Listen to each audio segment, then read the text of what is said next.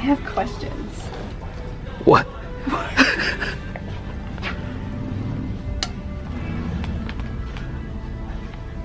Oh, okay. We'll leave these here. Hey guys, what's up? It's Lauren and welcome back to my channel and welcome to episode 1 of Thrift Flips and Finds. Thrift Flips and Finds. Thrift, flips, and that's like a lot of like not entirely sure why I keep choosing series names that are very difficult for my mouth to form. But anyways, super excited about this series. I feel like I've been talking about it for like a month now and I've honestly just been so excited and dying to get back into thrifting. If you are an OG to this channel, you guys know that I thrifted all throughout high school and university and it's always been a huge part of my DIY journey. And in LA, I've definitely done a little bit of thrifting, but I've never like gone thrifting. Like we trying to dive in, baby. We trying to thrift in every corner of this city. And so with this series, Thrift Flips and Finds, I thought it'd be super interesting to bring you guys along and document the different communities of thrifting all over Los Angeles because I feel like there are so many different pockets of communities and just like lifestyle vibes that I thought it'd be super cool to just like go all over the city and thrift in everywhere from downtown areas to the beaches to like bougie rich people suburbia to like hype beast land. LA is just so incredibly diverse that I thought it would be a super fun experience. So anyways, welcome to episode 1. I have so much more thrifting in store for you guys for the rest of the month. I think next week for episode 2, I think I'm feeling like bougie rich people suburbia. So like Calabasas, Hidden Hills, like where the Kardashians live. We trying to reuse, reduce, recycle on some Kardashian-ish. So anyways, get excited for episode 2. We're gonna go see what kind of clothing the bougie people are recycling out of their closet and into mine. I'm thinking that the types of stores are gonna be a little bit different depending on what area I'm in. But for today's Thrift Flips and Finds, I was in the beach area. So like super vibey. It's like borderline hipstery, but like surfer bro dude vibes of Venice Beach and Santa Monica. So I definitely had expectations of there being like lots of like yoga brands and surfing brands and like healthy vegan types of things. That's where like all the people who do like acro yoga and drink green juice kind of live. So I was like, okay, cool. I feel like they have sweet closets and we're gonna be able to find some really unique pieces. It's also an interesting dynamic in that area because Santa Monica is definitely very touristy. So it was interesting to see that a few of their main thrift stores were kind of on the main stretch of the tourism shopping area. So I was like, how is it gonna affect things? I don't really know. So anyways, stay tuned because this thrift haul is, it slaps.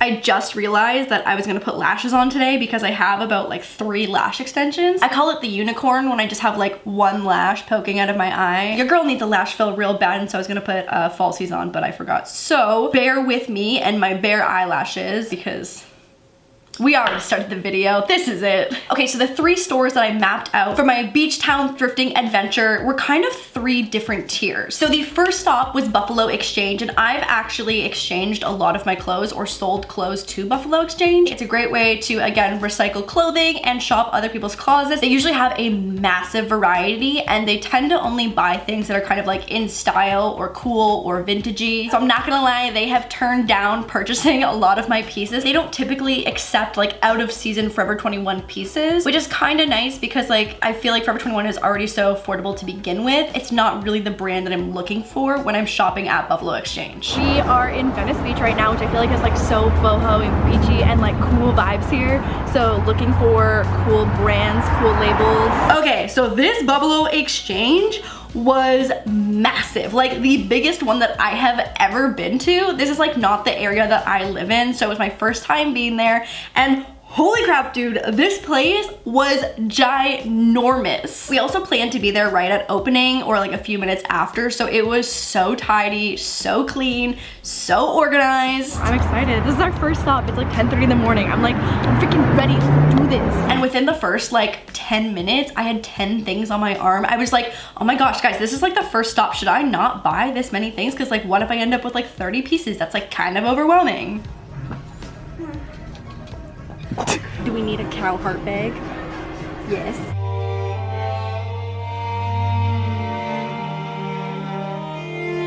And I think like the main attraction that like super blew me away at this Buffalo Exchange was the graphic tee selection was on point. I probably could have bought a whole new closet at that Buffalo Exchange in oversized graphic tees. Selection slapped. And I definitely noticed a ton of Spiritual Gangster, which is a yoga and lifestyle brand, some RVCA, some Billabong, like kind of those more surfer-y beach brands. But they also had a massive selection of Harley Davidson, which I feel like are one of the most coveted brands for vintage thrifting. And vintage stores, opposed to like a thrift store or a trading post kind of store, mark Harley Davidson tees up by like $60. And we're not trying to pay $60 for a worn t-shirt. They had everything from Calvin Klein to Ralph Lauren, still don't know which one is right, band tees, LF, Harley Davidson, and definitely some like cool custom artist graphic tees too, which were pretty sick. Champion, Adidas, Nike, Puma. Honestly, like the brand selection at Buffalo Exchange was a plus. Jeffrey Campbell, these are expensive. You should get this. I would wear that. Here, I'll take that. Thank you. So here is the total that I spent at Buffalo Exchange, and for the amount of pieces that I got, honestly, feeling pretty good about it. Okay, so the first piece we got is this Guns N' Roses t-shirt, and I'm not gonna lie, I washed all of these last night, and I'm always scared to put shirts in the dryer because I don't want them to shrink, because you guys know, like, I love an oversized like t-shirt dress, and she crunchy, like she is crunchy. But I'm thinking of doing a little bit of a bleach wash on this, like a bleach spray. I think orange would look good with these colors because that's kind of typically the color that black turns when you add bleach. So we gonna save her for a little DIY. Stay tuned on Instagram for some photos of the final product. But Banty, for super affordable, I feel like at vintage markets they would charge you $40 to $60 for these, and that's a little wacko. We not here for that. Next piece is this Champion t-shirt. I feel like Champion is kind of blowing up right now, so to find one of these in a thrift store, I feel like is an A+ score. Next is this Tommy Hilfiger like sweater, and at first I was like, is this like a little too grandma-y? But I feel like if we crop it, and yes, we're about to crop so many different things in this video. Honestly, even with these jeans, like kind of a mom jean fit, and having this crop, I feel like it's like kind of brandy vibe-ish. So I'm so excited to do the try-on portion of this once we crop it, because I think it's gonna be really cute. Grandma chic, you know? Guys, I saw this on TikTok, and I don't know why I've been sleeping on one of these for my entire DIY career, but it just, that's it. That's all you do, and it's done. And I can't believe I've never had one of these before.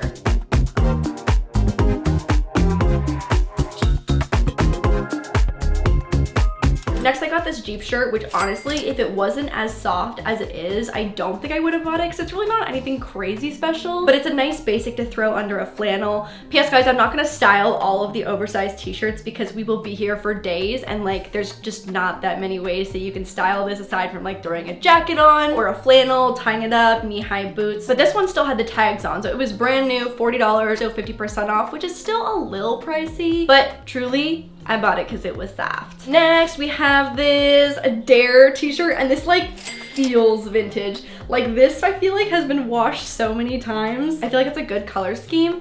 Also, yes, all my hangers are pink. I don't know what else you would have expected from me. But again, just an oversized tee that I feel like already has a great worn in feel to it. This next tee, I think was at Brandy Melville at one point. It's John Galt, so I don't know if it came directly from there or was from Brandy. I don't know if I love the shape of it. It's like very boxy and not super long, but love the back graphic. I love these colors. Like it's so fun, like sunset neon. So I haven't decided if I want to crop it or tie it. It's honestly not that different from the shape of the shirt that I'm wearing right now, but again, washed and did not put in dryer, so very crunchy. Crunch levels high. Oh my gosh, okay, Harley Davidson tee. This one is from the Harley Davidson store, which I love, and it was pretty affordable. I wish there was more graphic on the front, but it's super graphic heavy on the back. But again, just another oversized black tee. I have a problem. I'm just like concerned that by the end of this series, I'm gonna have 30 to 40 new oversized black Harley Davidson tees. I don't hate that for me, but there's just not enough days in the week to wear Harley Davidson every single day. Okay, so this find I feel like I got super stoked about because I love anything tie-dye. Like, I immediately was drawn to it. It was an easy one to pick off the shelf, but I'm a little concerned that it's like a knockoff Woodstock tee. Obviously it's like the real branding and it's trademarked, but I kind of feel like it may have just come from a Cotton On or something, which nothing against Cotton On, but it just doesn't feel like legitimate thrifted vintagey to me. So this might actually get demoted to a sleep shirt, but I do love the tie-dye. I think it's really cute, and it's still like a good shirt to throw under a jacket or a flannel or whatever when you're feeling a little colorful. Ooh, okay, this was one of my favorite finds from Buffalo Exchange. This is a Calvin Klein shirt. Again, I don't know what's going on with these boxy fits, but I do love a crop top that's super boxy, so I'm thinking we like crop her. Like, we crop her. And then you just do like a cute little lace bralette underneath, so it's like intentionally a little too short. It's 2020. You wear whatever you want, baby.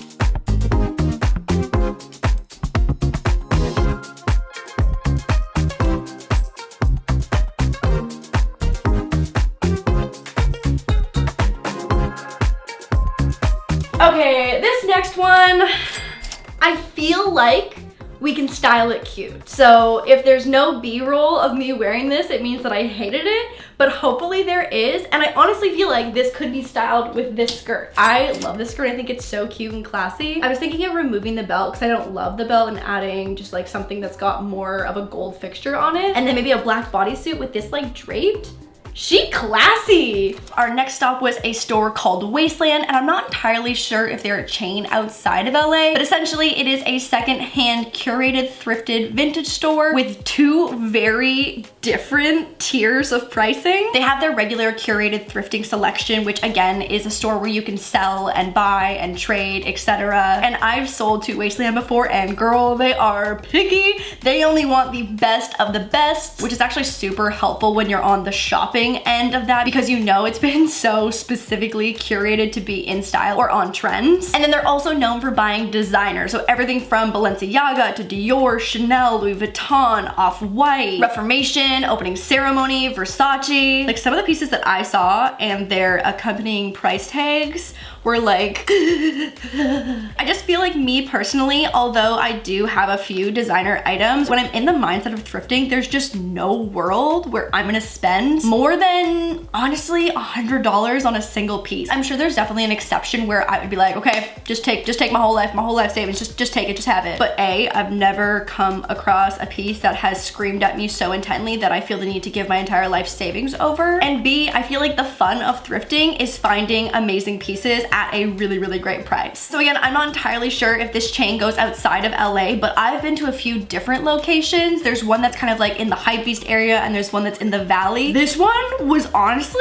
potentially the bougiest one I've ever been to. It was so neat and so tidy and so incredibly curated and clean. I was like a little intimidated. They honestly had this incense that smelled expensive and bougie. Oh, this is bougie. I know, right? This is a place for thrifting? It's like thrifting, kind of. No way. Kind of. This is a store. It even smells bougie. It smells like incense bougie. It really does. Right? Honestly felt a little intimidated in a store. Let me know if you guys ever feel like intimidated to just like be within the presence of expensive things, because that just like is not a natural feeling to me for some reason. So I was like, yo, this place smells bougie. This place smells expensive. I am wearing things that cost $15. I don't know if I should be here. Okay, so from Wasteland, I was literally just telling my best friend about how I lost my Joy Division shirt from Urban Outfitters. It's like the gray one that everyone has. Mia has it, Jess Conti has it. Literally everyone and their sister has it. And I'm so sad that I lost it because I feel like it's such a good basic. So this is the one that I picked up. It's definitely a knockoff because the branding on the inside of the shirt says Fruit of the Loom, but we're just gonna ignore that because I don't really care. I'm not here to sue anybody. Next shirt I got is super similar. It's Thrasher, and also I don't think I realized how kind of gory this guy's face is. Not entirely sure how I feel about it. I feel like Thrasher is just such like a trendy like skater brand, and it's super overpriced. So I was like,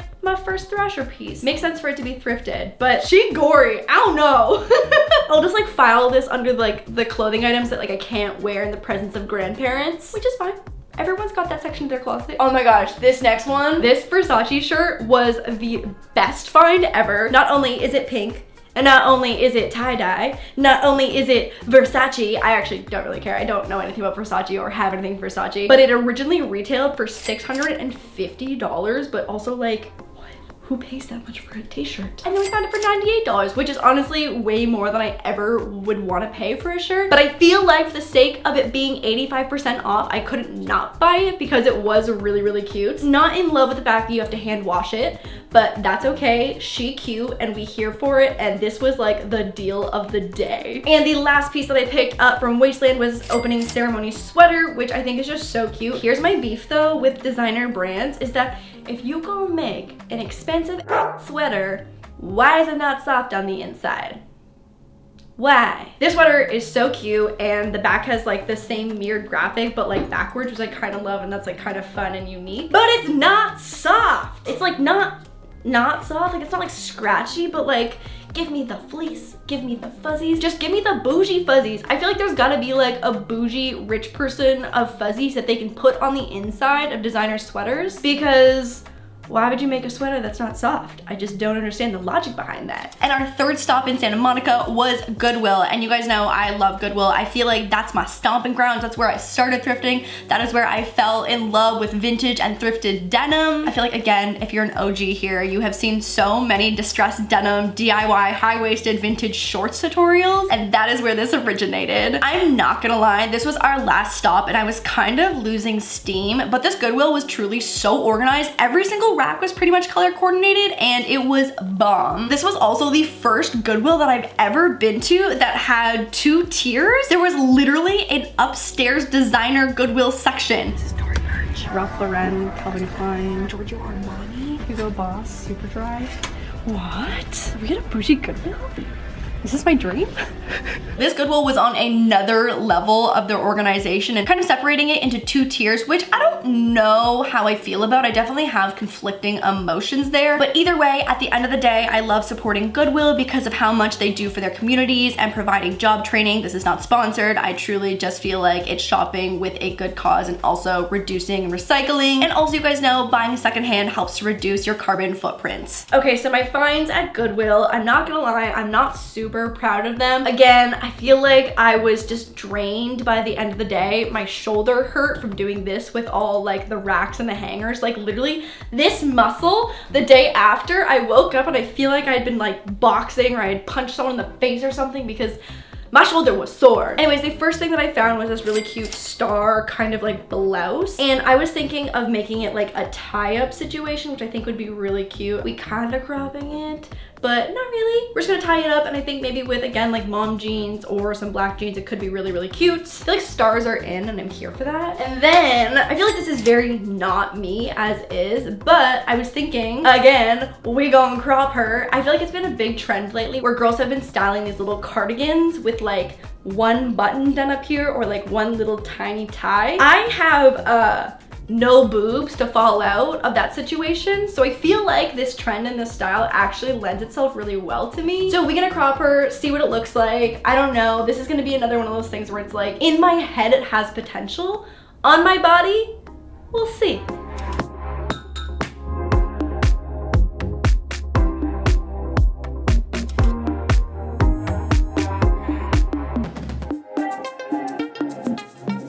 So I hope you guys enjoyed episode 1. Also, new background, what?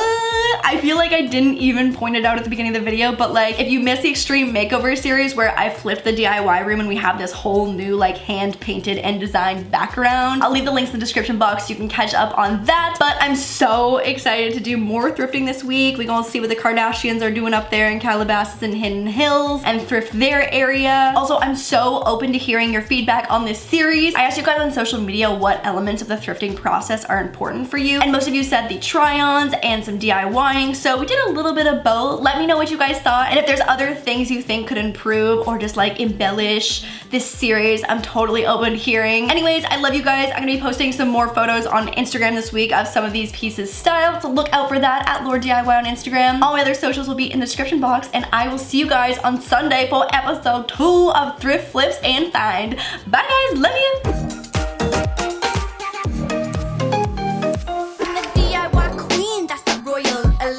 My pretty little kingdom out here running.